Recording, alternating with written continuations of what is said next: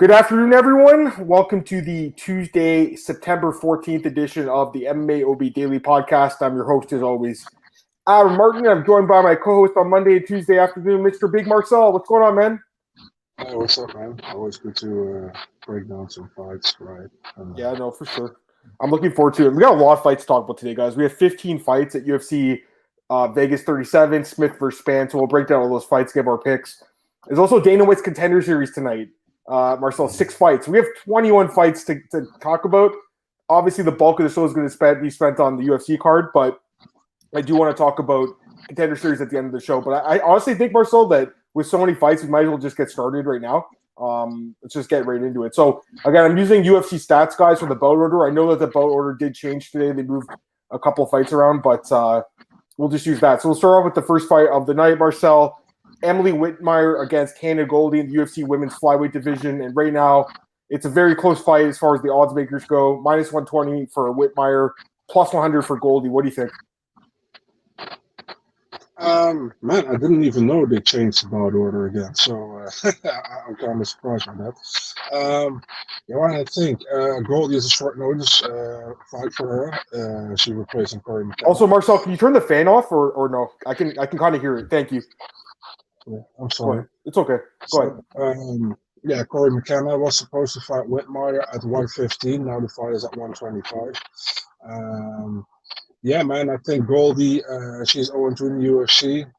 She lost to Granger and to Belbica. I think the Belbica fight was I got 1 round for her and 2 rounds for Belbica, so it was a good decision. If you look at Whitmire hasn't looked great either. You know, I think if you look at the last win was against Alexandra Albu, who was at that moment undefeated but hadn't had too many fights in MMA at all. Yeah, man, I think stylistically, I expect Hannah Goldie to use her wrestling from me. To be the stronger fighter and to win the fight by decision. Yeah, I actually like Goldie in this fight too, guys. So we're going to start off with the consensus dog here. I mean, it's slight underdog at plus 100, but still, we both like the underdog here in Goldie. I actually think the odds should be flipped around here. I don't think Whitmire should be favored in this fight. Whitmire to me she hasn't won a fight in 2.5 years. I understand it's been a while since Goldie's won too, but at least Goldie was out during that time. I mean, Whitmire just, Marcel, she just hasn't looked that great. Aside from the submission win over Albu. Other than that, she hasn't impressed me at all. Bad submission defense, been submitted 3 times. Not much striking, Marcel. The cardio is not really there either. I don't know. There's just not much to like about her. She has good submissions. That's it. If she gets the fight to the ground, maybe she can get an armbar or something. I don't even see that happening. Goldie, I think, is way physically stronger. I think she's the better striker. I think she has the better cardio. I think she should be able to have the wrestling to keep this fight standing, Marcel. And I know she lost to Belbita. That's a fight that I think we both liked Belbita. No, I know I did.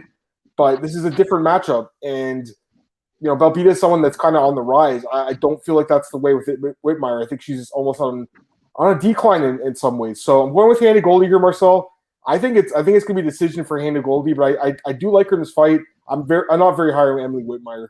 Let's start with Cole. This fight passed. No way I'm putting money on either of them. Cole, I honestly feel like it's dogger pass, but I'm with you on Whitmire at least. I wouldn't bet on Whitmire in this fight. It's dogger pass in my opinion.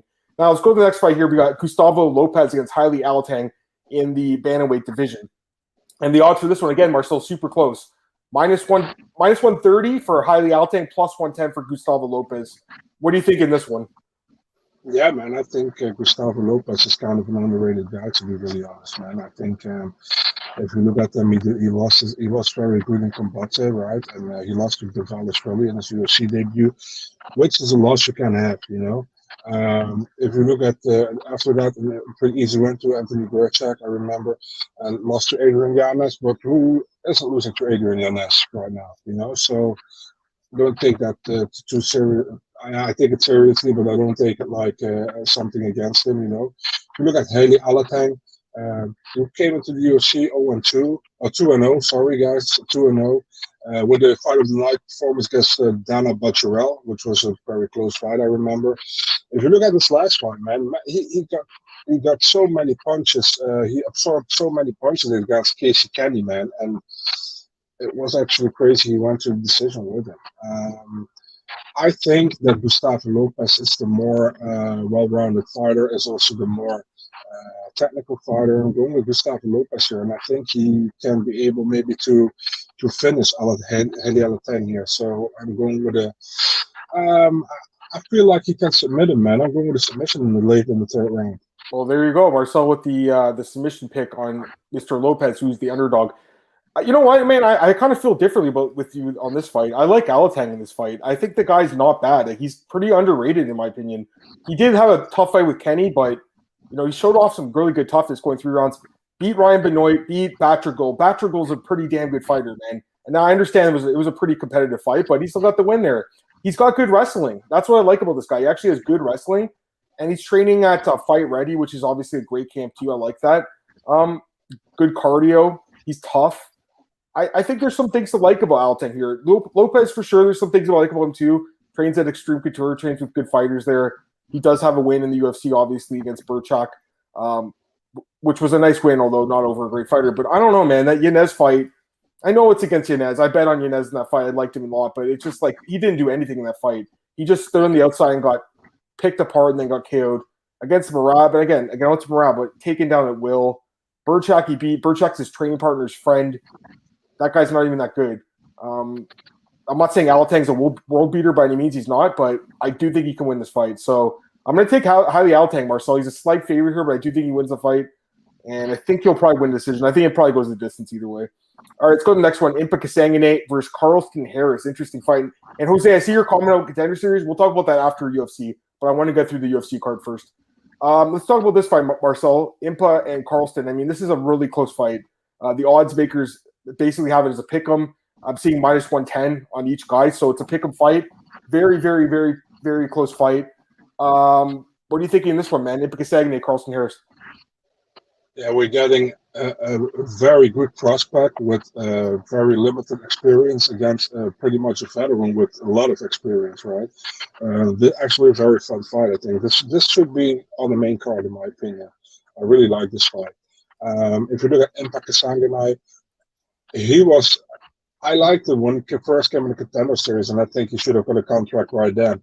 He didn't got one. He got one in the second stint in the Contender Series in a less great fight, I think, than it was in his first fight. 2-1 in the UFC with that crazy loss against Joaquin Buckley, which is in every highlight reel the UFC is showing.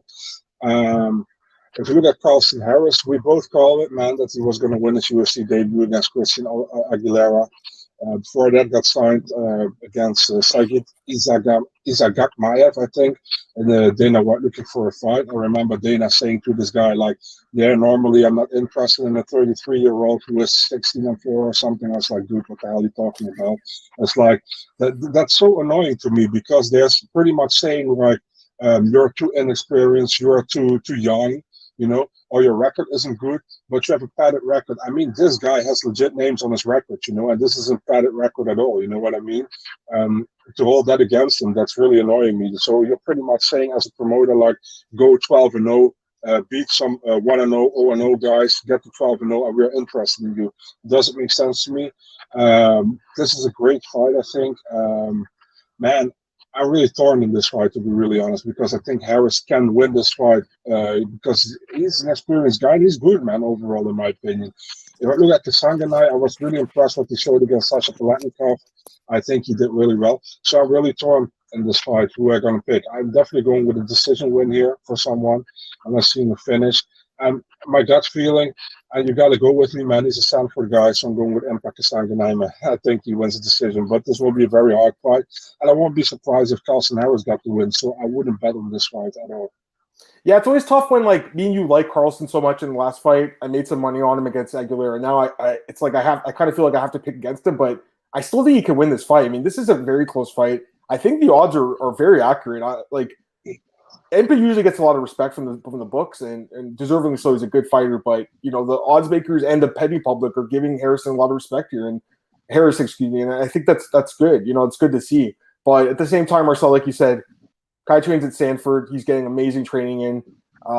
He's also 7 years younger. In a close fight like this, I always tend to lean towards the younger guy. It's not like he's just a prospect. Impa's got a lot of experience. He's more active in his fights, throws a little bit more on the feet.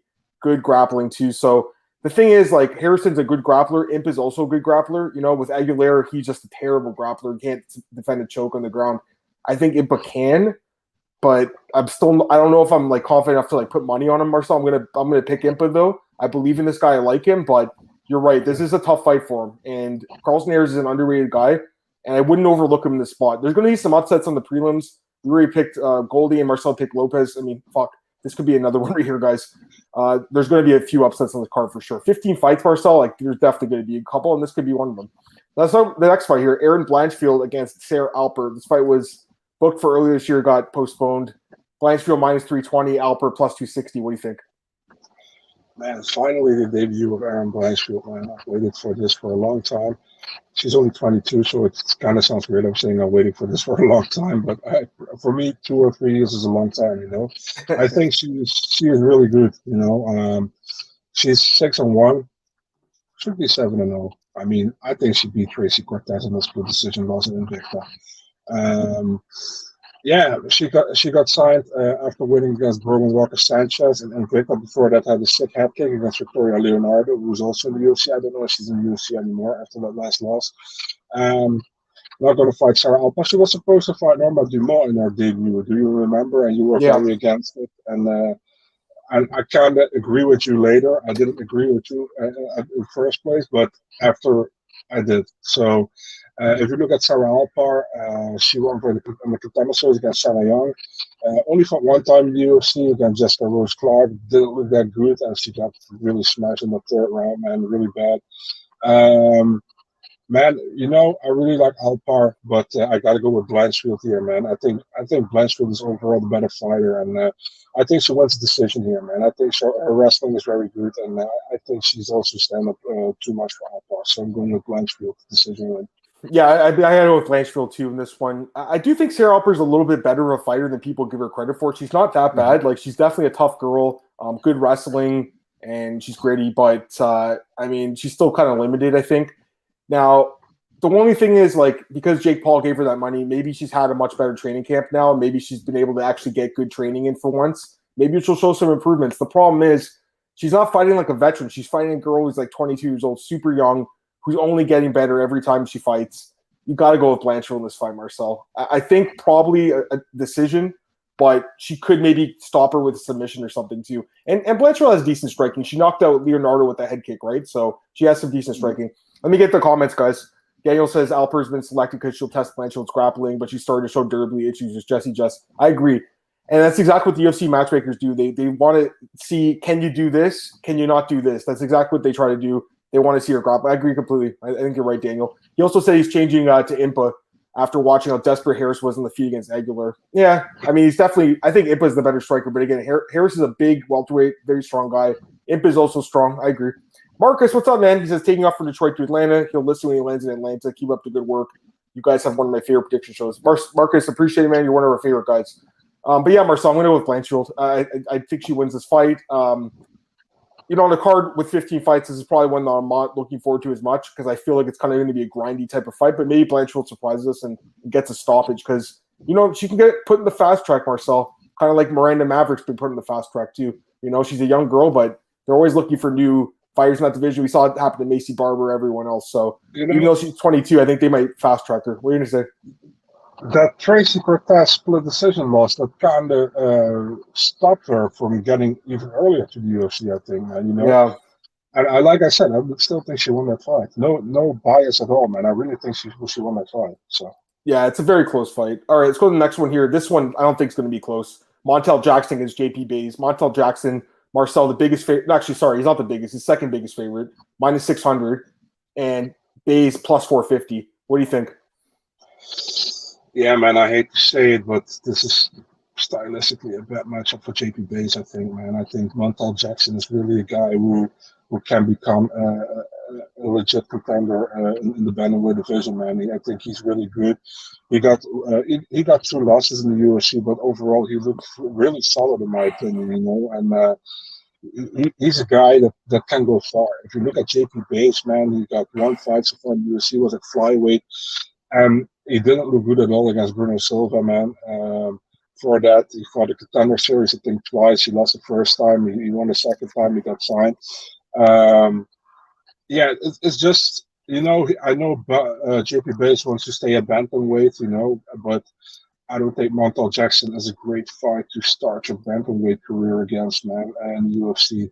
I hate to say it, man, because I really like JP Bates, but I think Montel Jackson gets the win here, and probably a stoppage win. I'm going with TKO in the second round, ground and pound. I like Jackson too. I mean, obviously, I think we all do. There's just not much of a path for Bates to win this fight. I mean, he obviously has decent wrestling, good wrestling, I would say even, but Jackson, and that has given Jackson some problems against Ricky Simone, against Brett Johns, but he's improved that aspect of his game. He's just going to be the bigger guy here, much better striker, obviously. And there's just a lot to like about Montel Jackson. Much bigger fighter, Marcel, 5 inches taller, 8 inches of reach. And you know what? Here's the thing. So I'm looking at the odds right now. He's minus 600. It's hard to play along like that, but you look at the props. I think a lot of people think he wins by TKO minus 110, but I'm actually kind of with Masio here. He thinks by sub, and I'm kind of looking at that too, guys. Montel Jackson by sub is plus 500 compared to minus 110 for a TKO. So plus 500 in a guy who's a minus 600 winner is not bad. I know he only has one sub against Kelleher. That's the only sub he's had in his career, but this particular matchup it probably does go to the ground. He'll have opportunities to submit JP Bates. So I kind of like that prop a little bit, Marcel, just because of the value. I don't know. What do you think? Submission's possible or what? Yeah, for sure it's possible, man. I mean, I said TKO ground and pound, but if you can ground and pound, you also can go into submission. So it's possible. And I'm looking at JP's been submitted once. It's not like he's easy to tap out, but Montel I think could do it. And at the odds, I think it's worth a punt, honestly, at plus 500. So, Masio, I'm with you on that one. All right, let's go to the next fight here. We go to Dakota Bush versus Wrongdo. Marcel, minus 130 for Bush, plus 110 for Wrongdo. Wrongdo, youngest fighter in the UFC, age 20, against Bush. What do you think is going to happen here? Yeah, man, Dakota Bush got a short notice fight against Austin Hubbard last time out. Yeah, I think we were very high on him, when he fought Hubbard, but he couldn't really. He didn't really impress, but I mean, it's hard, short notice fight. So this is his first full camp. Came from the LFA organization. If you look at Zhu Rong or Rong Zhu, I'm pretty pissed at him. He completely. I would have been perfect on my picks that night if Rong Zhu didn't lose to Vargas. So yeah, I didn't expect that at all, to be honest. I think it was a competitive fight, but Vargas won that fight. Deservingly. Man, I think Bush wins this fight, man. I just think Bush wins this fight. I think Rong Zhu is a good fighter, but I still think he needs some more development. He's from the UFC Performance Institute in Shanghai, so I expect them to do some more development with these guys. You saw he was on the same card with Na Liang and that other guy, that Tibetan killer, what's his name again? Our Kilang. Yeah. And all three lost. So I mean, we'll see. But I think Bush wins this fight, and I think Bush has a good chance as well to get a finish here. Probably, I'm going with a submission win in the second round for Bush. There you go. Yeah, I think it's possible. I'm leaning towards Bush too. It's not as strong of a lean as I initially thought, though. I got to be honest with you. My initial thought was, man, I got to fade Wrongdo here. But the thing is, Wrong's the youngest fighter in the UFC, so he can make improvements. That's what's scary about this fight. He could get better, and he's training American Top Team now. He's training with Dustin Poirier. He's got pictures on his Instagram, so he made that move to a much better camp. You might see a lot of improvements from this kid.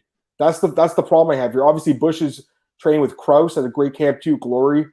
Bush looked good against Hubbard before he got gassed out. He took that fight in short notice. He's pretty good everywhere. I think he's fought better competition. So even though Wrongdo has all those fights, he's fought scrubs for the most part. And we kind of saw him get exposed a little bit against Vargas. So because he lost to Kazula Vargas, Marcel, there's no way I could pick this guy. But I'm just saying I think this guy could surprise us a little bit just because he's so young, can make those improvements in his game. Also, I missed one of the fights because obviously they switched the card around, so we'll talk about it now. Nicholas Mota against Cameron Van Camp. So this fight was booked on short notice. Jim Miller got COVID. He's out of the fight. And Cameron Van Camp takes the fight against Mota on short notice. So the odds makers opened up. Mota is a big favorite, minus 300, plus 225 on Van Camp. What do you think in this one, Marcel? So I'll give you guys a small tidbit that you only will hear in this show. I'm not going to tweet that, but Cameron Van Camp was actually the opponent that was supposed to fight Luigi Vendramini when I reported that Paddy was out. So, He was the UFC was watching him, and I'm happy for him that he gets like 2 weeks later he gets his chance in the UFC. He's fighting Nicholas Mota. I mean, Van Camp is the typical guy who does very well in regional promotions. I think he got like 6 or 7 regional titles. He got a few well-known names for MMA watchers on his list. Dan Stitchen, for example. Dan Stitchen was the debut fight in the UFC for Stephen Thompson. Stephen Thompson knocked him out with a head kick back then, and he got a win against Craig Eckelberg recently, and he's a Rufus Sport guy, and he's defeating with an armbar. So he's on a 4-fight win streak, now getting Nicholas Mota. I really like Nicholas Mota, man. He's Brazilian. He fought for CFFC where he got the title in his second fight for the promotion against Juan Gonzalez by unanimous decision. Went to the Contender series last year, and he won against Joseph Lowry, which is a good fighter in my opinion. Got also a good win over Joe Selecki on his record. I mean, Mota is a good guy, man. I really like his fighting style. I like how he fights. I think he's a very complete fighter. Cameron Van Camp, I would give him a lot more chance if it wasn't a short notice fight. I think, although he was probably in training, like I said, he was supposed to fight on September 4th. I'm still going with Mota, man. I'm going with Nicholas Mota. I really like the dude. I think he can do it, and I'm going with the decision win. Not a finish, but a decision win. I think Van Camp is tough. Yeah, I think both guys are solid, man. Mota obviously was supposed to fight Miller. I think he had a good chance to win that fight, honestly. If he kept it standing, I think he had an advantage over Miller on the feet. This fight's interesting against Van Camp, Marcel. I think Van Camp's pretty good. You guys can watch his fights. They're on YouTube. I agree. You can watch them. He's pretty good, man. Like, there's a lot of guys coming in the UFC now on short notice that are still pulling off wins. So I'm not completely right. Experience. Pardon? Lots of experience as well. Yeah, I'm not writing this guy off at all. I think the line is too high, actually, Marcel. Minus 300. I think it's too high. I really do. This guy's not bad. I don't think I can pick him straight up. I've been thinking about it all day. I don't think I can just because of short notice. I just never pick those fighters. And also, I mean, the guy, he does have a lot of experience, Marcel. For the most part, though, he's kind of lost when he's fought better fighters. So that's what I'm worried about this guy, because Mota, I think, is a step up. But, Mota's his takedown defense is going to have to be on point. That's what this comes down to. If he keeps the fight standing, he probably wins this fight, maybe by knockout, because he has sick knockout power and big hands. But Marcel, the grappling is an issue for sure, and a worry, because Van Camp is nasty on the ground. Very good submissions and very opportunistic, man. The last fight with Kenny Gaudreau, he basically hurt the dude and then grabbed his neck and choked him out with the darts. It was really nice. I think this guy's not bad, Marcel. I don't think I could pick him. Also, that Bobby Volker fight really kind of makes me, not love the guy as much, just because that guy's not really great and he struggled really bad in that fight. But this is a different matchup. Bobby Volker grappled him. I don't think Mota's going to want to. I just don't think. I think he's going to have a hard time taking Mota down. Mota keeps it on the feet, outstrikes him for a decision or maybe a knockout. But I do lean towards Mota. I just think the odds should be closer. It should be like 2-1, not 3-1. I think 3-1 is not giving Van Camp enough credit. He's actually not a bad fighter at all. And I think he'll probably win a fight or two in the UFC, Marcel, to be honest with you. Yeah, all right, let's go to the next fight here. Yeah, he's not bad. Pannie Kianzad against Raquel Pennington, Marcel. Another close fight, minus 130, Raquel Pennington, plus 110 for Pannie Kianzad. What do you think?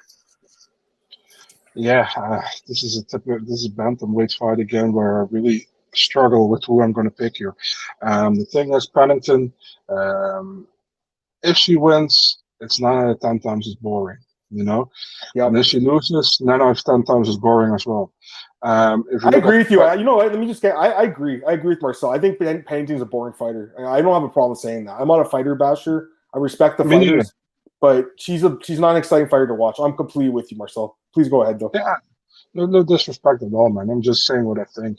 I think you're right. I agree with you. Yeah. If you look at Pannie Kianzad, many decisions as well, but I enjoy her fights more than I do watching Pennington. I think she's much more. She's nasty on the feet, man. She has some fun striking to watch. I think her ground game is sometimes kind of suspect. I think her ground game needs some work. But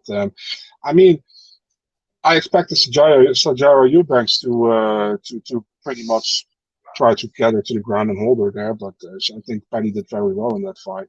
And Alexis Davis, same thing. Was that a close fight? I can't recall. I think the first round was close.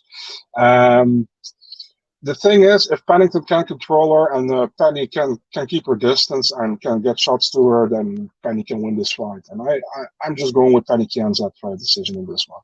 There you go. This is a close one, I think. I'm pretty sure it goes the distance, Marcel, just based on how they fight. It's tough, but I would lean a little towards Pennington, just because I do think she is a little bit stronger in the clinch, and I think that she could press Penny against the fence and kind of win like that. I don't think it's going to be an exciting fight. I think it's going to be a snooze fest, personally. So on a 15-fight card, this might be the one where if you have to go to the bathroom, maybe you miss this fight. I'm not expecting a good fight, Marcel, quite frankly. I didn't want to say it, but you did. Okay. I mean, I just don't think it's not an exciting matchup to me. I know Penny's obviously got some good boxing skills, and she's been in some wars lately, obviously against Davis was a good fight. But I just think the matchup with Pennington, it plays into kind of a grinding type of fence battle. That's what I see happening in this fight, Marcel, honestly. Fight against the fence for 3 rounds. I don't think it's going to be exciting. Pennington by decision is my pick. I'm just not really looking forward to this fight that much. Massio says Rocky by sub. She's definitely got good submissions. She does. I wonder what that prop is. Pennington by sub. It is, let's take a look here. Kel Pennington by submission, plus 650. I mean, it's possible for sure. And I'm with you, Marcel. It's like Penny's ground game is not amazing. She's been choked out, obviously. So that's not bad, Matt. So it's interesting. I'm kind of leaning towards the decision, I got to be honest. Let's go to the next fight here, Marcel. Mike Rodriguez versus Tafon Chukwi. I believe this is the last prelim. Interesting fight. And again, Marcel, I've been saying this for like every fight, but again, a close fight at the sports books. The odds makers have it minus 130 for Tafon Chukwi at plus 110 for Mike Rodriguez. What do you think? Yeah. I didn't like Tafon and Chukwi last time against John Young Park at all, man. Same. I think that was not a good fight for him. And I don't know, man, but would it be possible for him that this fight is at light heavyweight? Would it be possible for him to go to middleweight? I mean, he came from middleweight and he's now going to light heavyweight again. I don't know if that's the best thing to do. What do you think? For Tafon, I mean, he looked so bad against Jung Young Park. I think that weight cut it's a tough weight cut for him. I don't think he can make 185 without really killing himself. I think that's what it came down to. So yeah, the thing is, Mike Rodriguez, he's a guy that sometimes really doesn't look good and sometimes really looks good. You can pretty much compare him with Khalil Roundtree. Yeah, not that, but it's pretty much like that, Yeah. If you look at the fight against Ed Herman, he should have won that fight. That was TKO in my opinion. But yeah, the referee Chris Toyoni obviously didn't saw it. So Danilo Marquez, I didn't expect Marquez to win that fight, to be really honest. And I think I picked Rodriguez in that one. So I was kind of surprised. But Chukwi, he hasn't impressed me, to be really honest, man. And the Pickett fight wasn't great, in my opinion. I remember he knocked out Al Matavao, but that was a fight he was supposed to win, I think, as well. Man, I'm going with Mike Rodriguez here, man. I think he was a decision. It's definitely possible. I mean, Chukwi looked so bad in the last fight, man. It's just hard to trust him right now, but I still am more impressed by him overall. Mike Rodriguez is a guy, he's the same age as me, and he's getting older. Tafon's still in his prime at age 28. I still feel like he's going to get better in the sport. I think that the weight cut to 185 was really tough for him. He did not look good in that fight. He got outstruck, which is what surprised me. I'm not completely surprised he got wrestled, Marcel, but he got outstruck too, which was really surprising. I just think the weight cut was tough. You look at the fights before that against Mattiveo and against Pickett. I think he looked good in those fights. Personally, Mike Rodriguez, to me, there's a few ways you could look at his record, but to me, he's 2-5 because John Allen he lost. It was overturned for, I can't remember what it was, PEDs probably, but to me, he's 2-5. That's a guy that I'm going to most likely pick against. I know he's got power. He does have power. He can throw his flying knees. That's probably one of his better attributes, probably, and it's just his size and everything. But I think the Chukwi could probably just be a little bit more technical and win the decision here. I don't know, Marcel. It's just hard to trust this guy after that last fight. I was so disappointed by that performance. And again, he's not training at a great camp. He's training with what are those guys? Lloyd Irvin, like that camp. That's not a very good camp. Like there's no one really even there. So to me, he's a guy that could really benefit from a camp change. But he chooses to stay there. All right, Marcel, let's go to the next fight here. We got 1 second here. I think we got on the main card now, right? Yeah, Buckley, Arroyo. Here we go. We're on the main card, guys. Okay, so we got 6 fights in the main card. Joaquin Buckley taking on Antonio Arroyo. Minus 200 for Joaquin Buckley. Plus 170 for Antonio Arroyo. What do you think, Marcel?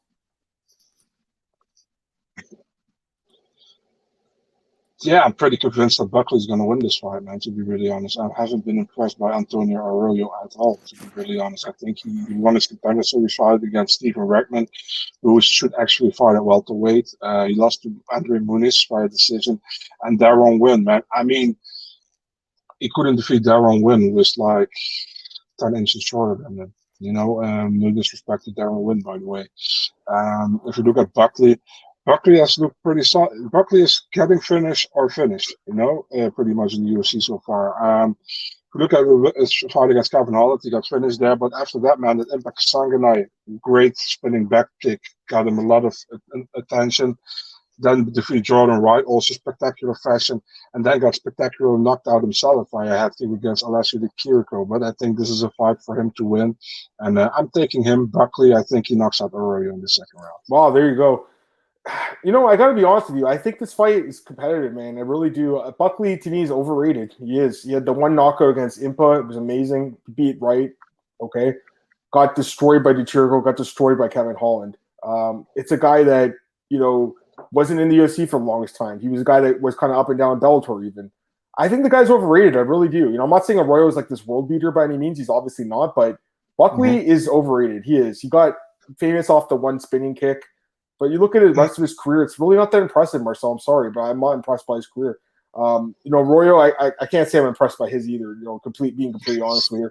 Yeah, that's the thing. Like they're both not. I don't think they're both great. Arroyo obviously is good on the ground.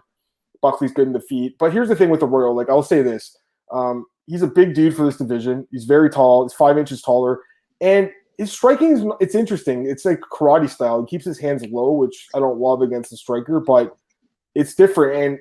And with that just that funky style and with his grappling, I think this guy could potentially pull off the upset. Marcel, I just don't trust Buckley. I think he's got durability issues with his chin as well. Man, as crazy as it sounds, I think Arroyo could actually knock Buckley out. I really do. I just don't trust Buckley's chin. He's been knocked out, I think, 3 times in his career. I don't know. I just don't trust the guy, Marcel. What are the odds? What are the odds for knockout? By knockout, I'm assuming it's going to be crazy. Let me take a look here. And obviously, it's plus 450, so it's pretty high. But I don't know. I think he could finish this guy. So I don't know. Maybe a decision as well. The fights would win, obviously, and Muniz went to decision. But I'll tell you, Arroyo is decent, man. He's tough to finish. He's a huge guy for this division. He trains at Jackson Wink. He's training with great training partners every day.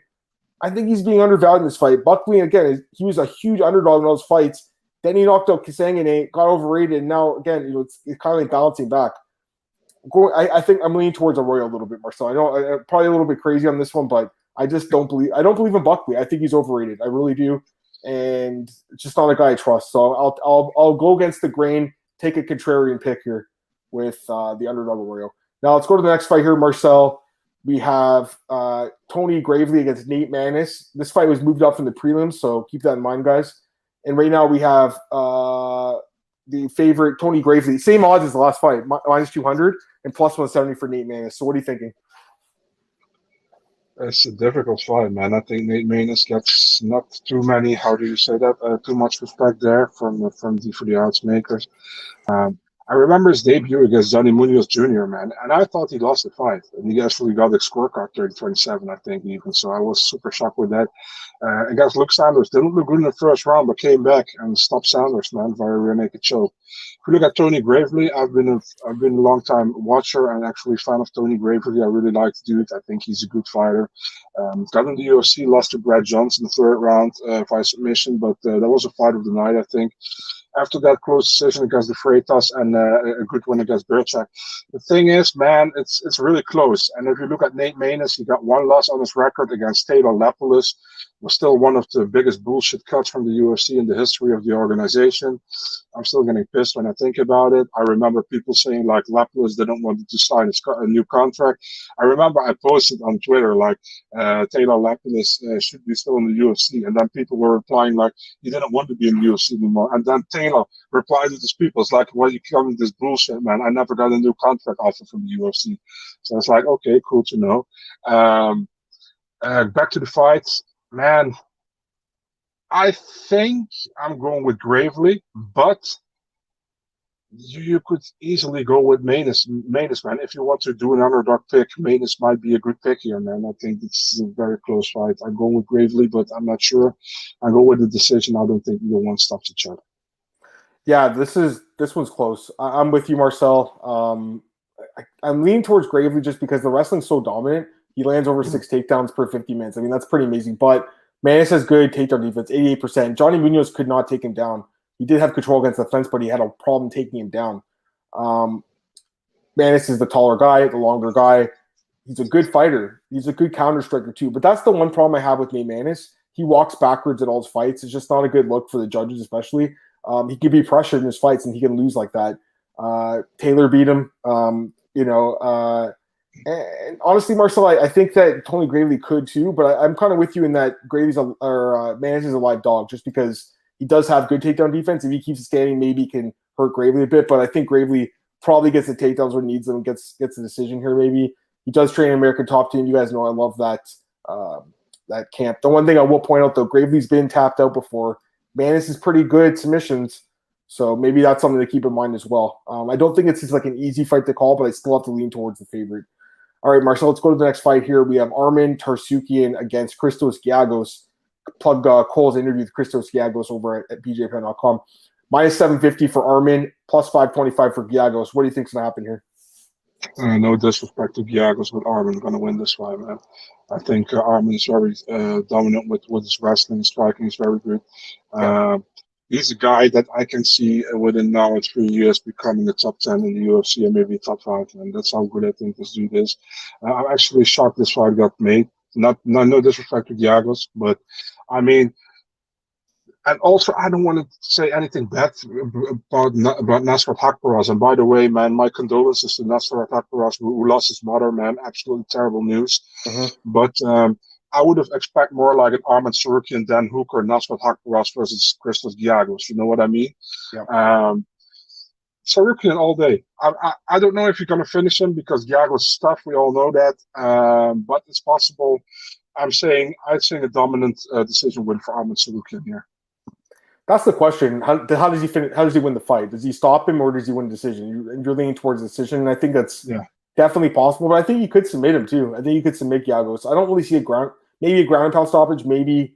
But I'm looking at the props plus 420 on Armin by submission. What do you think, Marcel? Does he have a chance to submit him? Oh, yeah, for sure, man. I think he does, but I'm just not confident in it. No, I agree with that completely. The problem is, though, again, when a guy's minus 750, it's just you have to find a different way to bet him, probably. You could parlay him. I do think he wins. I don't necessarily love parlaying massive juice like that, but I think he wins. I think this is a really tough fight for Giagos. I mean, I'll give the guy credit for taking the fight, Marcel. He wants to get that number 15 spot. He wants to break in. He's training at Stanford. Let's not completely write off Christos. Looked great in his last fight against Toriano. Has a lot of experience in the UFC. Training at Stanford MMA. He's a good grappler too, but he's not as good of a grappler. And then when I watched Cole's interview today, he was like, well, I know I'm going to get taken down in this fight. He's like, I'm working more on getting back up to my feet. That's what he was saying. He's going to be taken down, get up, get taken down again. That's what's going to happen, I think, in this fight, Marcel. And I'd like Armin in this fight. And I'd like to see him fight someone like ranked, I guess, next. It's time that he gets a ranked opponent. Adam. Yeah. Isn't it crazy when Armin got that short notice fight against Makachev in Russia?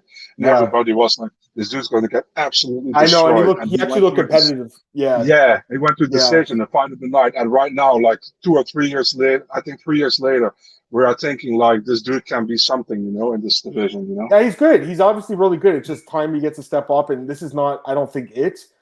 But again, Giagos is decent. He's not bad at all. He's not a bad fighter, but he's beatable. He's 19-8. He's been beaten before. He'll be beaten again, and I think he'll probably lose this fight. It's just kind of a tough fight for him. By the way, what is this guy's nickname? I can't even pronounce it. How do you pronounce it? Tarzukian. let me just throw something like it's where he's been born, right? It's Oh, is it? Okay. Ahalkalakets or something, but he has Yeah. a new nickname, it's Tough Guy. Okay. Yeah, I like that one. Tough guy. That's a good one. Okay, let's go. 3 more fights left on this card. Arian Lipski versus Mandy Bohm. Did I pronounce that right? Bohm or Boom? How do you say it? Mandy Boom. Mandy Boom. It's like that? Did I do it? Yeah. Try my best. All right, so the odds for this one, again, pick 'em fight, -110 each, Marcel. One of the closest fights on the card, according to the odds makers. What do you think? Yeah, man, I'm pretty outspoken on this one as well, to be really honest, man. If you look at Ariane Lipski, she came with so much hype into the UFC, KSW champion. She's going to be the next big thing, and I really like Ariane, don't get me wrong, but 2-4 in the UFC, her best win is probably that knee bar win against Luana Carolina, that Isabella de Padua win. Yeah, that was a very short notice fight for the Padua, and I don't really think she's UFC material. If you look at the other fights, didn't look good against Calderwood, didn't look good against McCann. Got finished on the ground and pound against Shevchenko on the ground. And she got finished by De La Rosa. So as like Lipski is, I don't want to say she's bad, but she definitely hasn't looked great in the UFC so far. If you look at Mandy Boom, I think Boom is she's very talented. She's actually older than Lipski, which I didn't know until I looked it up. She got a win over Griet Eekhout, a Belgian fighter, and Bellator. I think she asked Bellator to release her from a contract so she could sign with the UFC. She got also a win against Jade Mason Wong in TKO, where she won the championship. I think Jade Mason Wong dated Marc-Andre Barriot before, right? I don't know if they're still together, but your TMZ update for me right there, guys. Yeah, I mean, I really like Mandy Boom striking, man. I think she's good. She's training at SBG Ireland as well. Ariane Lipski, also. It's I'm pretty sure that Boom's going to win, but I don't know how. I'm going with a decision win, but I even see her stopping her, man. So, but I'm going with a decision win for the German. Yeah, fair enough. So my initial thoughts was, man, I can't wait to feed Lipski again. She sucks, and she has no ground game, and her opponent here is +100, but I'm not impressed by Bohm at all, man. I got to be honest. I watched all her fights, the ones I could watch. I'm not impressed myself. I wanted to be, but I'm not. I just didn't see much to like, honestly. At age 31, I guess she's actually 32, making her debut here. She's fought absolute nobodies. Jade Mason Wong, I don't know if she's still with Marc-Andre Barriot. She might be, but that's the only fighter I even recognized on her list of opponents. Marcel, she's fought complete scrubs. She's struggled in some of her fights against complete scrubs. Fighters that are 0-0, guys. It's not like I'm not bashing fighters with, fights. These are fighters with 0-0 records. It's not even really a win. I don't know. To me, it's like she's fought a lot of really just mediocre fighters. And she's won the majority of fights by being able to kind of out-tough these girls, get the fight to the ground. And once it's on the ground, she's decent and she's opportunistic with her submissions, which obviously could be a problem in this fight because Lipski has bad submissions, right? That's bad takedown defense, bad submission defense, everything. But I don't think it's as easy as it seems. I think Lipski has a lot more experience down the UFC. I mean, she does have a lot more experience. And I think training American top teams, that's going to help her out. Let's give her a little credit too, guys. She lost to some good fighters. The Antonina fight, that's a fight she'd want to have back. That loss looks bad. But losing to Del Rosa, no shame in that. McCann is a good fighter, and so is Calderwood. I don't think there's any shame in those losses. The Luana Carolina fight shows she can win a fight at the UFC level. We saw in KSW she has hands. I'm hoping we can see a better version of her in this fight, Marcel. I'm leaning towards Lipski. It's not. I think. Go ahead. I think we all hope we see the Ariane Lipski we saw in KSW, man. I mean, she was an absolute savage there. I know. So I know, and it's disappointing what's kind of happened during the UFC. But I think she did fight higher level competition, did fight grapplers. Bomb's a grappler, but the thing is with Bomb, she's very one dimensional. Marcel, she has no striking at all. Keeps her hands down. And the only other thing I'll say is, I've never heard of Spirit MMA. I mean, I don't. Who's training at that gym? I don't know who she even trains with. Who's at that gym? Yeah, she trains at SBG in Ireland. Okay, she's there now. Okay, so I saw something Spirit MMA on her Instagram. That's what she said she was training at. So I don't know if she's moved camps, but the point is, I don't even know what that camp is. You know what I mean? Whereas I know at least Ariane Lipsky's getting amazing training in at her camp. Yeah, I don't know if I'm. Yeah. So you see Marcel MMA Spirit? Am I wrong about that or? Let me see on our Instagram. You say it says on all of them. Is that Spirit MMA Spirit? It says right Let me here. check, man. Let me check. No worries, man. I did my research, Marcel. Yeah, MMA Spirit's in martial arts school in Germany. That's where she trains, guys. So, I mean, maybe she was at SPG. I don't think she's there anymore, Marcel. Which I don't think. I see she's training with Katarina Lena, right? Okay, fair enough. Former Invicta fighter. And I think she has an OnlyFans too, if I'm not mistaken, as well. All right, Marcel. Does, Yeah. We got 2 more fights left, Marcel, on this card. So let's go to the next one here. We have Yon Kutilava against Devin Clark. Another close fight, -140 for Yon and plus 120 for Devin Clark. What do you think? We got pretty much the second fight. This is pretty much can be a copy of Devin Clark against Alonso Manifield, man. We all know Cutelaba only has cardio for like 4 minutes. And after that, he's fading badly all the time. Devin Clark, he can go 3 rounds. Probably has to take some shots from Yon in the beginning of the fight. We saw he can take some shots. We saw that against Alonso Manifield, and he did well after that. So if he can surpass the first round, it's Clark's fight to win, and I think Clark's ground game is also better than Yon's ground game. So I'm pretty sure Clark decision. It's definitely possible, man, because Yon's cardio is just so bad, right? It's just terrible. And that's the problem here with this guy. Because for that first 5 minutes, Marcel, I mean, he might be the most dangerous guy in this division. He looks amazing every time in that first round. We saw against like Roundtree and everything. But he's looked pretty bad lately, guys, obviously. Against Ankalaev gets knocked out twice. The first one was sketchy, the stoppage. But the second one, clean knockout. And then Jacoby looks great and then completely gassed out. And that's what Clark's going to look to do. He's going to look to survive that first round and pretty much just kind of, I think, grind on this guy like he did against Manifield last year, where he just grinded on his opponent after he got tired. I definitely think there's a chance that could happen, a very good chance, in fact. But I'm still not sold on Clark and his durability. I've seen him get finished too many times. Yon is super dangerous that first 5 minutes. Yon looks like he's in amazing shape for this fight. He's ready to go. I'm going with Cutelaba by knockout, Marcel, first round. That's what I'm going to pick in this one. Odds on that. Cutelaba by knockout, only plus 100. You're surprised. Yeah. I usually do go with the fighter with the better cardio. I almost always do. But in this case, I think Yon is going to be so dangerous in that first round that I think you put Devin Clark out. And again, we've seen Devin get hurt multiple times in the UFC. All right, let's get to I'll get these comments really quick. Hey, Kevin, he says, I'll take a mystery no-name camp over SPG. Who's the second best fighter at SPG? Damned if I know. Connor and who's that guy? Who's the guy that Ricky Banderas knocked out? James Gallagher, right? That's his name? Peter Kelly, Peter Quilly, who fought. He's not bad. He fought Patricio Pitbull, or Patricky Pitbull, yeah. Yeah. Jose says thoughts on Ferguson Dawson. Coney can bounce back into prospect while Grant gets the rank guy. I mean, and they both have SON at the end of the name. That's exactly how to make the fight, Jose. That's funny. I mean, I'd watch the fight, but I think Tony's going to hold out for a top name. And maybe he has to make the move to 170 at this point in his career. He's got to do something different. Although I don't think that's a good move for him because, you can't wrestle 155. No. It's not going to wrestle 170. That's always fun, man. Sometimes I see on Facebook or Twitter, I see people writing like everything with a, how do you say that? With a capital. Every word with a capital. It's so I find that so annoying with freaking Tony. I always reply like, hey, what's up, Tony Ferguson? But people never get it. This is just random people. I say, hey, what's up, Tony Ferguson? No, fair enough. All right, so this was a big card that we got through, guys. So hope you appreciated it.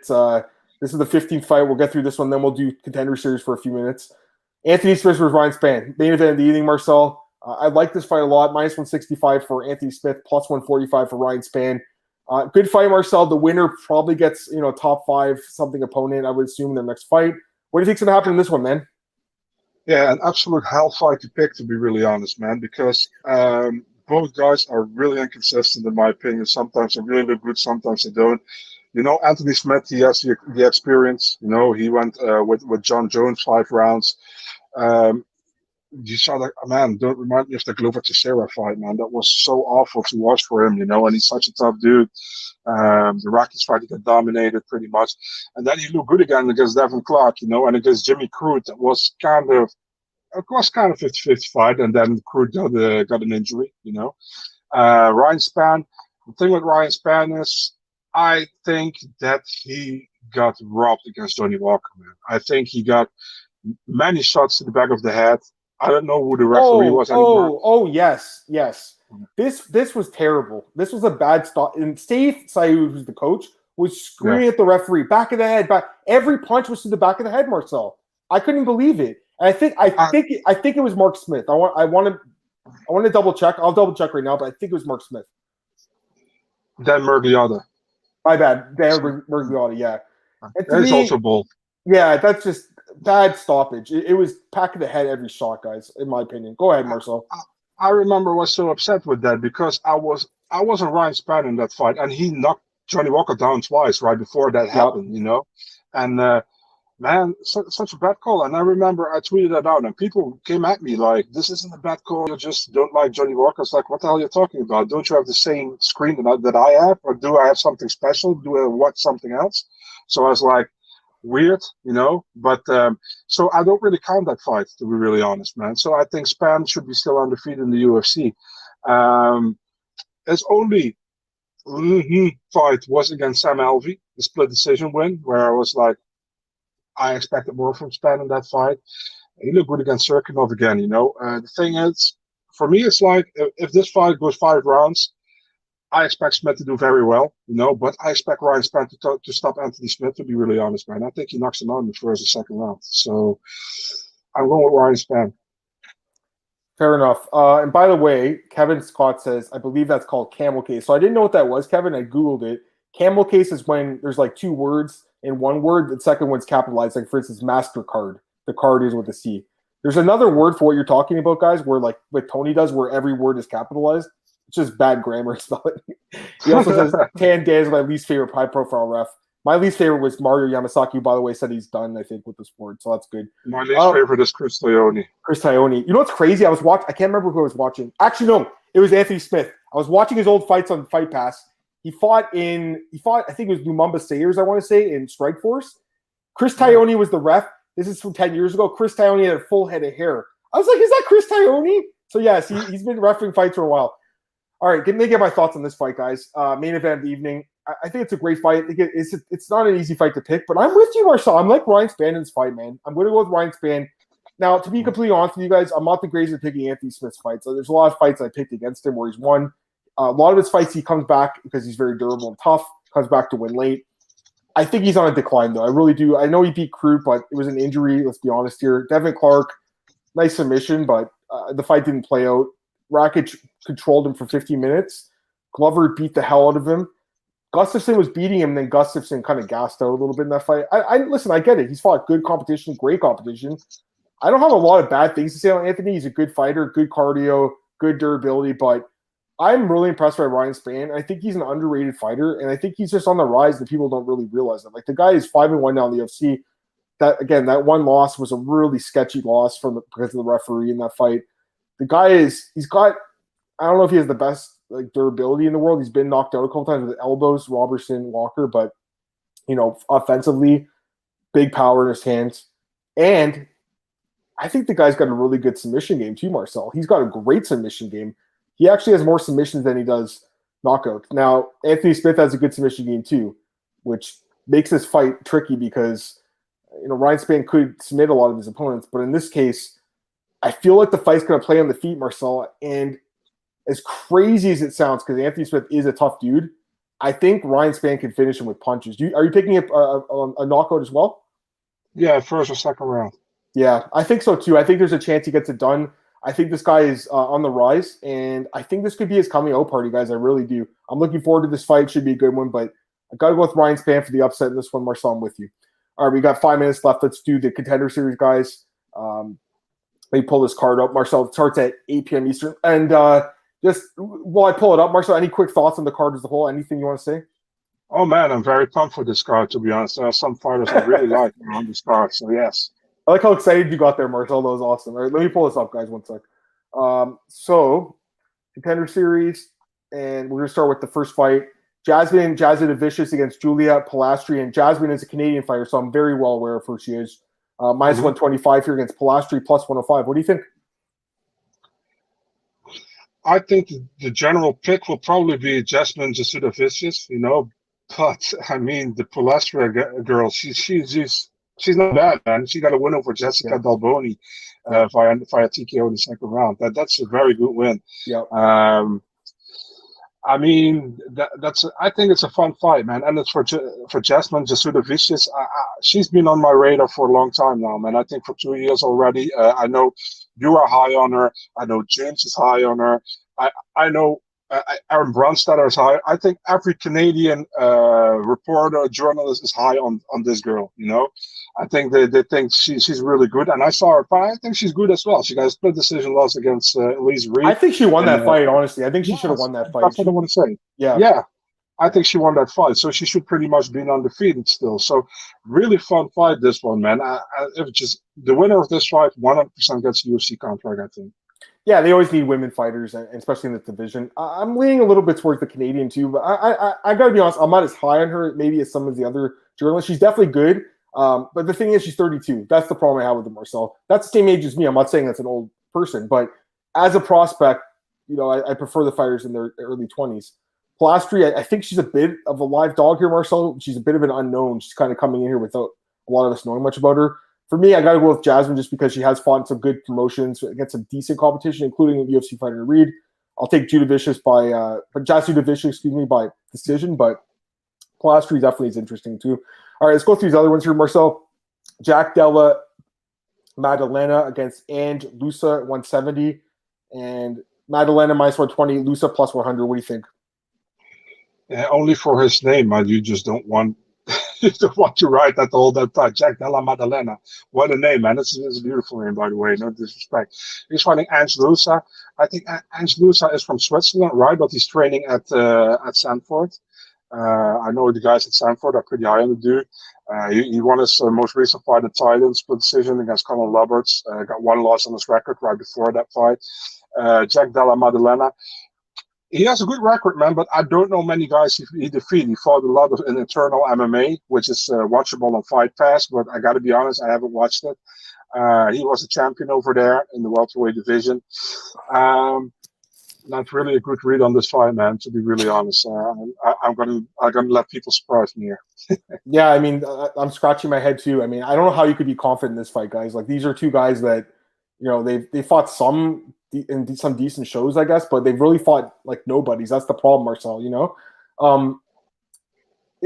Hard Knocks 365. That is, I believe, Sanford now, right? So yeah, that's the one thing. I mean, this guy's training there, I guess. As crazy as it sounds, in a fight where I honestly am scratching my head, I have no interest in betting this fight.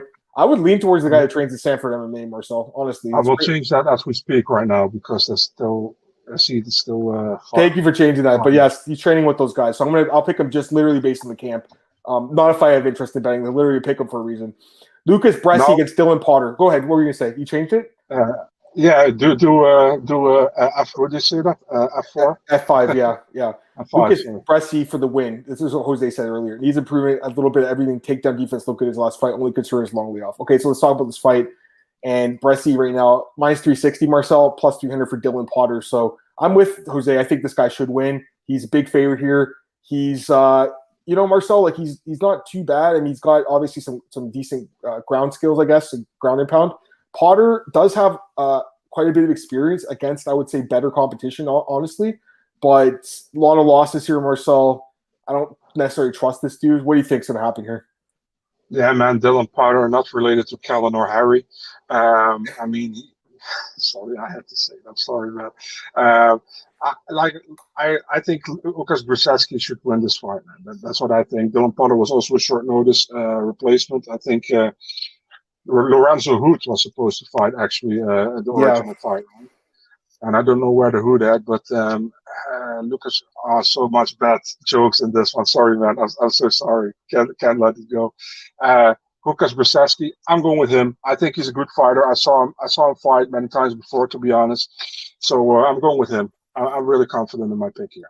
Yeah, he should win. I agree with you. All right, let's go a couple more fights here. We got Alpert Duraev minus 380 against Chow Betancourt plus 315. You think Duraev wins, Marcel? He's a big favorite here. Hey, man, I love Albert Duraev, man. He's a great fighter. Finally gets his chance to get into the UFC.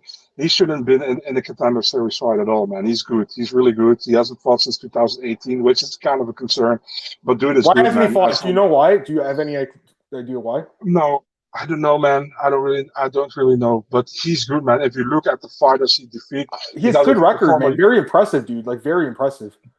Piotr Struss, Vyacheslav Vasilevsky, Clifford Starks, Usman Magomedov, also good fighter, Sergey Gandoshko, Patrick Kinsel.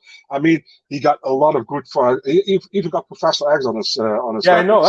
He fought Professor X in his third fight. That's crazy, isn't it? Like, Professor X was in the UFC at that point. That's pretty crazy. It is. He's a good fighter, man. He's another guy from Dagestan, I think, coming into. I expect Kaya Bittencourt is not a bad fighter at all, but Duraev should win this fight. To be honest, man, I think Duraev wins this fight. Yeah, I'm with you. I like Duraev, and it almost reminds me of that other fight the other day, last week's the first one, where the guy, what's his name, Matthias Scheffel, where he got called in to face. What's his name? Yeah, it was just a horrible matchup. I kind of feel like this is what's happening here. Like, and again, this guy, I gotta respect, dude. This guy fought Thiago Traitor, who was in the UFC 2010 and 11 twice, Marcel. So the guy's been around forever.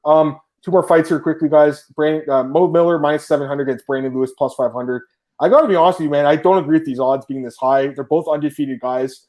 Brandon Lewis is not a bad prospect either. I don't think this guy Mo Miller should minus 700.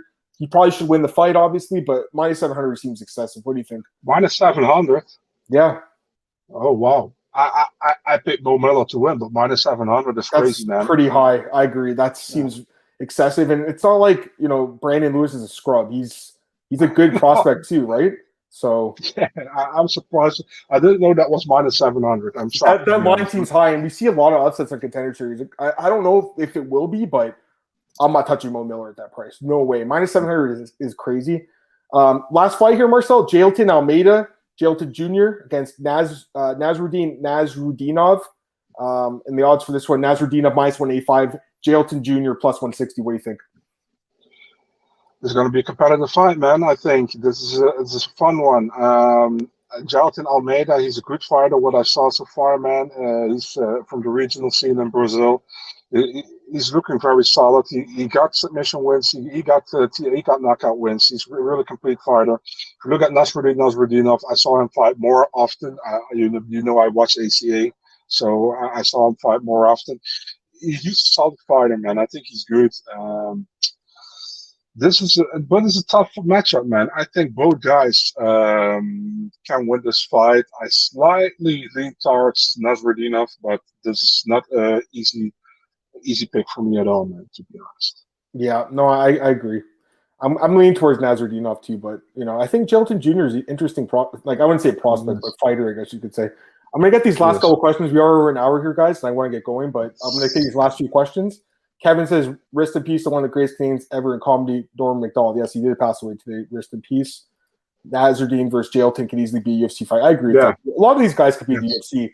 It kind of bothers me, honestly. Like, they're just keeping the wages low. That's basically what it is. Let's be honest, guys.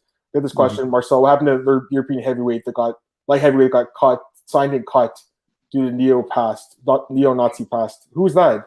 Adam Wieserich? That guy? Adam Wieserich? No, that's the German guy was talking about. He was supposed to fight that Kevin Burke fight, I think, at a certain moment.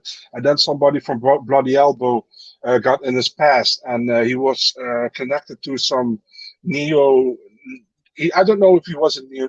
Was it Kenneth Burke? Do you remember him? Or let me check.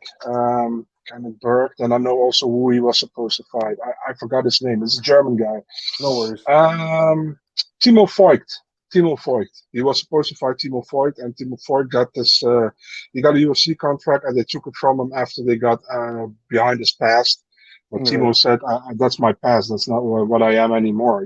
But yeah, I think that's the guy he means. He's talking about. Fair enough. And here's last question I'm taking for today. We gotta get out of here. Since it was the 20th anniversary, do you remember what you were doing when 9/11 happened? I do remember. I was in grade 8, and my mom picked me up from school, and she told me that the Twin Towers had been hit, and I had no idea what that was. I'll be honest with you. Went back home, watched it on TV. Then I started to realize how big this was. Now I'm an adult. I was 12. I'm 32 now. I'm 33 now, actually. I was 12 years old, Marcel. You know what I mean? So for me, it's it's crazy, but yeah, I remember exactly where I was. It was literally 20 years ago, which is nuts. I was at my old public school getting picked up from school. Anyways, you don't want to know why? yeah, I was gonna say no. I'm saying, what were you? How about you? By the way, 20-year anniversary really sounds wrong, by the way. But, I agree. 20 years. I remember I was back from school. We are 6 hours later. So I was already home from school, and I had a friend over here. I was playing some games, and I remember he was going home, and I wanted to ask my mom something, and my mom was like, "Shh, I'm listening to the news." I was like, "You can watch that later as well." And she was like, no, this is important. And then I saw that plane flying into that second tower, right? Yeah. I was like, wow, what is that? I thought she was watching a movie. So I was like, oh, okay. And I was like 12, I think 13. You don't really know what's happening at that moment. I never heard about Taliban and Osama bin Laden before, so it was really weird to me. So or Al Qaeda or whatever. Yeah. So at a certain moment, of course, now we know how big this was, obviously, but back then I was a kid, and for me it was just like two planes flying into somewhere. I know it was in New York. I know about the Twin Towers, but no, I know. Was it? Yeah, no, I've only been in New York once. I was there in 2010, and I did see like the Ground Zero, I think it's called. I was there. But, it was it's terrible. But it's 20 years ago. It's crazy. Years go by very fast. Just shows how fast your life goes by. That we can think about exactly where we were that day. And it doesn't feel like it actually doesn't feel like it was that long ago, but it was literally 20 years ago. All right, Marcel, let's plug ourselves. Let's get the hell out of here, man. Big Marcel 24, Twitter, Instagram, and MMADNA.nl on Facebook, Twitter, Instagram, and YouTube. And I'm going to post a fight on Instagram within 5 minutes now, but it's already out. Somebody already put it out, but I had it ready. But yeah. On Twitter, at MMADamMartins, where you can find me. The podcast available at MMAObdaily.com. It's our website, our YouTube. It's on iTunes, Spotify, all those places. I'm also available at bjpenn.com, MyMMAnews.com, Fantasy Fanatics, Elite Fantasy, Elite Sports Betting. I'll be back on Friday with Duke, my co-host there at 4 p.m. Eastern Friday. We'll break down this whole card from a DFS perspective, which is obviously very much different. I'm looking forward to talking about that. Also have my bets for this card. Definitely going to have a few bets. Last week or 2 weeks ago was a good card. Looking forward to getting back in the win column. And I'm also working for this new website called Bookies, Marcel, which is like a gambling website. I'm not doing really MMA for them, more like other sports and stuff, which is cool. So nice to get my my hands out there in different little jars and stuff. All right, guys, have a great day. I'll be back on Monday at 4 p.m. Eastern with Marcel. We'll recap this card. Have a great day, guys. Peace.